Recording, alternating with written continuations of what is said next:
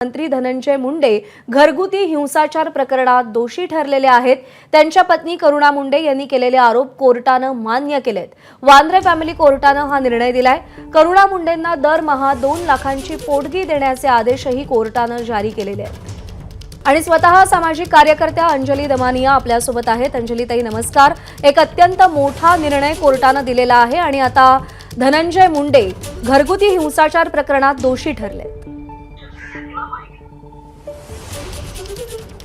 मला असं वाटतं की एखाद्याचा पापाचा घडा भरला की तो खरा कसा म्हणजे परमेश्वर सुद्धा दिशा देतो असं जे मला वाटतंय। तर आत्ताच्या घटकेला अगदी 4 तारखेची जी ऑर्डर आता आली आहे ती मी वाचली आणि अतिशय हॉरिबल अशी ऑर्डर आहे। म्हणजे मी त्यांच्यावर भ्रष्टाचाराचे आरोप करते। आपण बघितलं की त्यांनी कशी दहशत बीडमध्ये केलेली आहे। आता त्यानंतर जर 4 तारखेची ऑर्डर म्हणतेय की कोर्टाला सरळ सरळ दिसतंय की त्यांनी पहिल्याच ती जी ऑर्डर मी वाचली तर त्याच्यात लिहिलंय की डोमेस्टिक व्हायलन्स झालेला आहे की नाही याच्यावर पार्शली येस असं कोर्टाचं ऑब्झर्वेशन आहे। त्यानंतर मेंटेनन्स द्यायला पाहिजे का पार्शली येस असं कोर्टाचं ऑब्झर्वेशन आहे। तर मला आता प्रश्न पडलाय की आता तरी मुख्यमंत्री आणि अजित पवार यांच्यावर निर्णय घेणार की नाही की डोमेस्टिक व्हायलन्स करणारा मंत्री सुद्धा आता यांच्या मंत्रिमंडळात चालत असेल तर मला वाटतं या सगळ्या लाडक्या बहिणी जी योजना त्यांनी केली होती त्या सगळ्या लाडक्या बहिणी आता चौताळतील तुमच्यावर की हे चाललंय काय।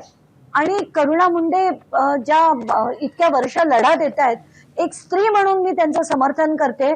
आज स्त्री म्हणून मला बरं वाटतंय की ही ऑर्डर आली आहे आणि मी खरं कोणाच्या वैयक्तिक आयुष्यात कधीही बोलत नाही म्हणून मी आधी टिप्पणी कुठल्याही प्रकारे केली नव्हती।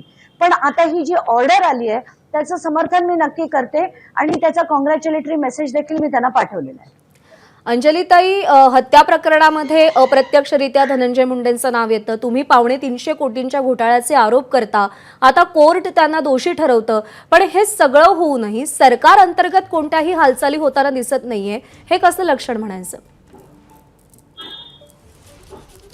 नाही, आता ते त्यांना काय सुचतंय मला कळत नाहीये। आपले मित्र म्हणून ते आणि किती वाचवणार आहेत। आता मुख्यमंत्री त्यांचे खूप युवा मोर्चापासूनचे ते मित्र आहेत आणि अजित पवारांचे पक्षातले मित्र आहेत। पण तुम्ही मित्र म्हणून नंतर बघा एका व्यक्तीवर तुम्हाला असे इतके भयानक आरोप होत असताना तुम्ही त्याचे समर्थन केलं ते अतिशय चुकीचं होतं। बरोबर आहे। आणि सरकार अंतर्गत आता नेमका या सगळ्या पार्श्वभूमीवर काय हालचाली होतात ते पाहणं महत्त्वाचं आहे।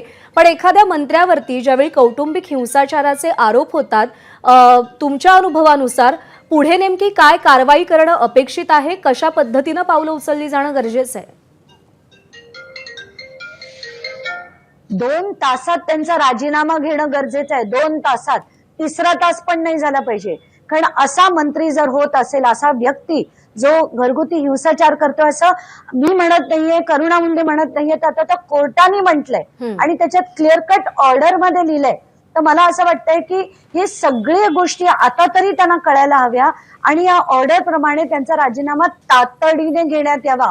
मी आता तर मेसेज देखील पाठवणार आहे मुख्यमंत्र्यांना आणि अजित पवारांना की तातडीने आता तरी यांचा राजीनामा घेतला गेला पाहिजे।